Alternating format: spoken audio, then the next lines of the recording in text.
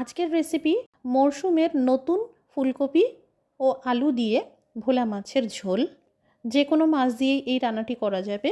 নমস্কার, আমি আপনাদের মৌ। আপনারা দেখছেন মৌয়ের সাথে রান্নাবান্না। একটি পাত্রে 2 চামচ আদা বাটা জলে গুলে নিয়েছি। দিয়ে দিলাম 1 চামচ জিরের গুঁড়ো, আধা চামচ হিং, সামান্য করে কাশ্মীরি লঙ্কার গুঁড়ো কালারের জন্য। ভালো করে মিশিয়ে নিলাম। তেল গরম হয়ে গেলে এই মাছগুলোকে বেশ লালচে আর কড়া করে ভাজতে হবে। ঝোলের মধ্যে দিলে যাতে ভেঙে না যায়, অবশ্যই কড়া করে ভেজে নেবেন। এবারে এই কেটে রাখা আলু আর ফুলকপি দিয়ে দিলাম, হালকা করে ভেজে নেব।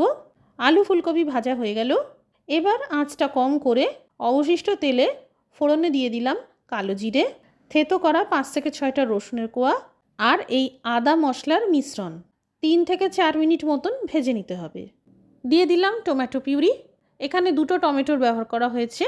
খুব ভালো করে মশলা কষাতে হবে যাতে এই টমেটোর কাঁচা ভাবটা চলে যায়। এবার ভাজা আলু আর ফুলকপি দিয়ে দিলাম। স্বাদ মতো লবণটাও অ্যাডজাস্ট করে নিতে হবে। সেই সাথে 1 গ্লাস উষ্ণ জল দিয়ে দিলাম। এবার কম আছে ঢেকে 5 মিনিটের জন্য রান্না করব। এখানে আলু ফুলকপি সিদ্ধ হয়ে গেছে। এবার আস্তে আস্তে মাছগুলো দিয়ে দিলাম। আবারও ঢেকে 2 মিনিটের জন্য রান্না করব। এই দেখুন তৈরি হয়ে গেল আলু ফুলকপি দিয়ে ভোলা মাছের ঝোল। সত্যি অপূর্ব খেতে হয়। এখনও এইভাবে বানিয়ে না থাকলে একবার এইভাবে বানাতে পারেন।